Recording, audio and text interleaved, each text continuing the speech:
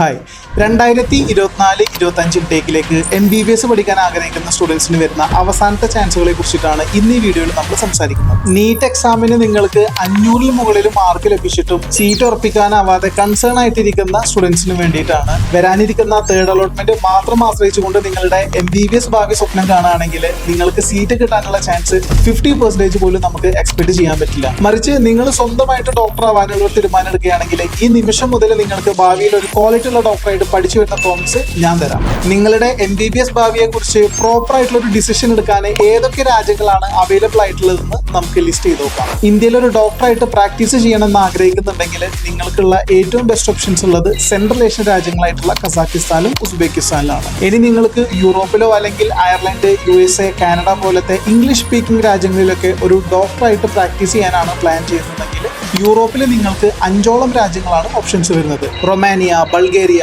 Poland, Serbia, Bosnia എന്ന് തുടങ്ങിയവയാണ് ഈ 5 രാജ്യങ്ങൾ. നിങ്ങളിൽ പലരും ഇന്ത്യയിലെ തേർഡ് അലോട്ട്മെന്റ് വെയിറ്റ് ചെയ്യുന്നത് ഇന്ത്യയിൽ തന്നെ ഒരു ഡോക്ടറായിട്ട് പ്രാക്ടീസ് ചെയ്യണമെന്ന ആഗ്രഹത്തോട് കൂടിയിട്ടാണ്. ഇന്ത്യയിലെ തന്നെ NMC റൂളുകൾ കൃത്യമായി പാലിക്കുന്ന സെൻട്രൽ ഏഷ്യയിലെ ഒരു രാജ്യം കൂടിയാണ് കസാക്കിസ്ഥാൻ.